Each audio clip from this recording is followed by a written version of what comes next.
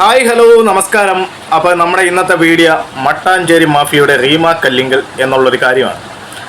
ഈ വിഷയവുമായിട്ട് ബന്ധപ്പെട്ട് കഴിഞ്ഞ ദിവസം റീമ ഒരു പോസ്റ്റ് ഇട്ടിരുന്നു കേട്ടോ, FB-ൽ. അത് നമുക്കിവിടെ വെക്കാം.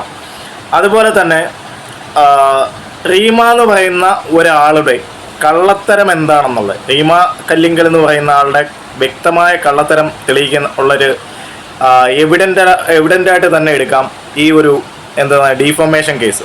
അതായത് സുചിത്ര എന്ന് പറയുന്ന ഒരു വ്യക്തി ഒരു കേസിന്മേൽ പെട്ട് കഴിഞ്ഞാൽ, ഇതുമായിട്ട് ബന്ധപ്പെട്ടൊരു കേസിന്മേൽ പെട്ട് കഴിഞ്ഞാൽ അവർക്ക് ഇത് കൊടുക്കാൻ പറ്റില്ല. എന്തുകൊണ്ട് റീമ ഇവരെ വെല്ലുവിളിച്ചില്ല? മറ്റ് തമിഴിലൊക്കെ കുറേ പേര് ഞാൻ കുറച്ച് ഫോട്ടോസ് ഇവിടെ വെക്കാം. ഇവരെല്ലാവരും, ഇവർ മാത്രമല്ല കുറേ പേരുടെ ഉണ്ട് കേട്ടോ. ഞാൻ 2 എക്സാമ്പിൾ വെക്കുവാണ്. ഇവരെല്ലാവരും ഇതേ കണക്ക് സുചിത്ര പറഞ്ഞ ആരോപണത്തിന്മേൽ വലിയ ന്യായമൊക്കെ അടിച്ചുകൊണ്ട് വന്ന് വെല്ലുവിളിയൊക്കെ നടത്തിയപ്പം ഇത് സുചിത്ര വെളിയിലിട്ട ഫോട്ടോസാണ്. ഇതേ കണക്ക് ലഹരി മാഫിയുമായിട്ട്, തമിഴ് സിനിമയിലെ ലഹരി മാഫിയുമായിട്ട് ബന്ധപ്പെട്ട് ഇവർ വെളിവിട്ട ചിത്രങ്ങളാണ്. അപ്പോൾ ഇങ്ങനെയുള്ള സംഭവങ്ങൾ ഇതിനകത്ത് പെണ്ണുങ്ങളെ ദുരുപയോഗം ചെയ്യുന്നു എന്നുള്ള കാര്യത്തിൽ സിനിമാ ഫീൽഡിൽ ഇത് സഹജമായി നടക്കുന്നുണ്ട്. പ്രത്യേകിച്ചും മട്ടാഞ്ചേരി മാഫിയയ്ക്ക് ഉള്ളിൽ കൃത്യമായി പറഞ്ഞു കഴിഞ്ഞാൽ പനമ്പള്ളി നഗറിലെ ഒരു ഫ്ലാറ്റുമായിട്ട് ബന്ധപ്പെട്ട് ഒരുപാട് ഇഷ്യൂ, അവിടെ ഒരുപാട് ഇതേ കണക്കുള്ള സിനിമയായിട്ട് ബന്ധപ്പെട്ട് ലഹരി ഉപയോഗവും അതേ കണക്ക് സിനിമാ പ്രവർത്തകർ മാത്രമേ ഉള്ളൂ കേട്ടോ. ഈ റീമയെ പോലുള്ള ആൾക്കാർ മാത്രമേ ഉള്ള ആൾക്കാർ ഒരുപാട് പേര് അവിടെ പാർട്ടീസും ബാക്കി കാര്യങ്ങളൊക്കെ ഇറങ്ങുന്നു. ഇത് മലയാള സിനിമയിലെ ഏറ്റവും മോശമായിട്ടുള്ളൊരിതാണ്. മലയാള സിനിമയെ മൊത്തത്തിൽ ലഹരിക്ക് അടിമപ്പെടുത്തുന്ന ഒരു രീതിയാണ്. റീമ കല്ലിങ്കൽ ഇവിടെ എന്താ ചെയ്തതെന്ന് വെച്ച് കഴിഞ്ഞാൽ, ഇവിടെ റീമ കല്ലിങ്കൽ എന്ന് പറയുന്ന ആളുടെ ബുദ്ധിയാണെന്ന് സ്വയം വിചാരിക്കും. പക്ഷെ നാട്ടുകാർ മന്ദബുദ്ധികളാണെന്ന് വിചാരിക്കരുത്. എന്തുകൊണ്ട് ഈ ചാനലുകൾ എടുത്തു വെച്ച് സംസാരിച്ചില്ല എന്ന് വെച്ച് കഴിഞ്ഞാൽ, മട്ടാഞ്ചേരി മാഫിയെ ഭയക്കുന്ന അല്ലെങ്കിൽ അവർക്ക് അടിമപ്പെട്ട അവരുടെ പണത്തിന്മേൽ നിൽക്കുന്ന ഒരു ഗ്രൂപ്പ് ഓഫ് ടീം ഇവിടെ ഉണ്ട് എന്നുള്ളതാണ് സത്യം.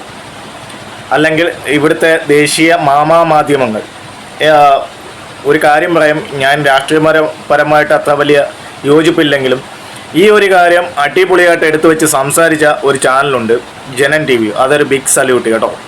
കാര്യം എന്തുകൊണ്ട് ഇത്രയും വലിയ ഒരു അലിഗേഷൻ വന്നിട്ട് ഇപ്പം റീമ കല്ലിങ്കൽ ഇതിനെ മറയ്ക്കാൻ വേണ്ടി പറഞ്ഞതെന്ന് വെച്ചാൽ, ലാലേട്ടൻ ഭഗത് ഫാസിലിൻ്റെ ലൈഫ് ഇറക്കാൻ വേണ്ടി ലഹരിയിൽ പെടുത്തി എന്നൊക്കെയാണ് പറയുന്നത്. ശരി, അത് ഒരു വ്യക്തിയുമായിട്ട് ബന്ധപ്പെട്ട കാര്യങ്ങളാണ്. അപ്പോൾ അങ്ങനെ ഒരു കാര്യം ഉണ്ടെങ്കിൽ അത് റീമയ്ക്ക് ചോദിക്കാനുള്ള ഇതുണ്ട്. അതും സംസാരിക്കേണ്ട വിഷയം തന്നെയാണ്. ലാലേട്ടൻ അങ്ങനെ ചെയ്തിട്ടുണ്ടോ ഇല്ല എന്നുള്ളത് കാര്യം അവിടെയും കൃത്യമായിട്ട് സുചിത്ര പറയുന്നുണ്ട് ഇത് പറഞ്ഞു കേട്ടുള്ള അറിവാണെന്ന്. റീമയുടെ കേസിൽ പറഞ്ഞു കേട്ട അറിവ് മാത്രമല്ല, എവിഡൻ്റ് തരാൻ സുചിത്രയ്ക്ക് കഴിയുമെന്ന് പറഞ്ഞു. അപ്പോൾ സുചിത്ര ഇനി സംസാരിക്കാതിരിക്കാൻ വേണ്ടി റീമ എന്താ ചെയ്തത്? ഡീഫമേഷൻ കൊടുത്തു. സുചിത്രയ്ക്ക് ഇനിമേൽ വന്ന് സംസാരിക്കാൻ പറ്റില്ല. ഇതിന് മുമ്പ് തമിഴ്നാട്ടിൽ കുറച്ച് പേര് ഇവർക്കെതിരെ ഡീഫമേഷൻ കൊടുത്തു. ഈ ഡീഫമേഷൻ എന്നൊക്കെ പറഞ്ഞാൽ എന്താണെന്നറിയാമല്ലോ, നമ്മുടെ വില കളയുന്നു അങ്ങനെയൊക്കെയുള്ള ഒരർത്ഥമാണ് അപ്പോൾ ഡീഫമേഷൻ.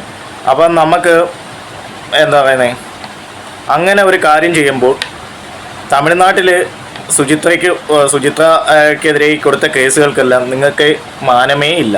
ആത്മാഭിമാനത്തിന് ക്ഷതമേൽപ്പിക്കുന്ന കാര്യമാണ് ഈ ഡീഫമേഷൻ എന്ന് പറയുന്നത്. നിങ്ങൾക്ക് മാനമേ ഇല്ല എന്ന് പറഞ്ഞുകൊണ്ട് ഇതായി. ഇതിപ്പം റീമ കൊടുത്തതും മാനമേ ഇല്ല എന്ന് പറഞ്ഞുകൊണ്ട് വരും. 4 പേജ് പോലും എന്താ പറയുന്നത്, ഒരു ലാസ്റ്റ് കോളത്തിൽ മാത്രം ഉൾപ്പെടുത്തി ഇത് വരും. ഇതാണ് ഇവിടുത്തെ മാധ്യമങ്ങൾ. ശരിക്കും മാധ്യമങ്ങൾ എന്ന് തന്നെ വിളിക്കേണ്ടി വരും. ഇവരെന്തുകൊണ്ട് ഇതേ കണക്കുള്ള ഇവിടുത്തെ പീഡനമാണോ ഇവിടുത്തെ ഏറ്റവും വലിയ വിഷയം? ഈ പീഡനങ്ങൾക്ക് മിക്കതിനും കാരണമായിട്ട് കാണിക്കുന്നത് ഇവിടെ ലഹരി തന്നെയാണ്. ഇവിടെ ലഹരി ഉപയോഗിച്ച് അതും ഇതും ചെയ്തു എന്നാണ് പറയുന്നത്. അപ്പോൾ എന്തുകൊണ്ട് WCCയുടെ തലപ്പത്തിരിക്കുന്ന റീമ കല്ലിങ്കലിനെതിരെ വന്ന ആരോപണത്തിൽ എന്തുകൊണ്ട് ഇങ്ങനൊരു മൂവ്മെൻറ്റ് നടത്തിയില്ല? പോലീസിൻ്റെ ഭാഗത്തുനിന്നായാലും എന്തുകൊണ്ട് കേസെടുത്തില്ല? ആഷിക കപൂറിനെതിരെ ഒരു കേസെടുത്തിട്ട് എന്തുകൊണ്ട് അറസ്റ്റ് വാറണ്ട് ഇത് ചെയ്തില്ല?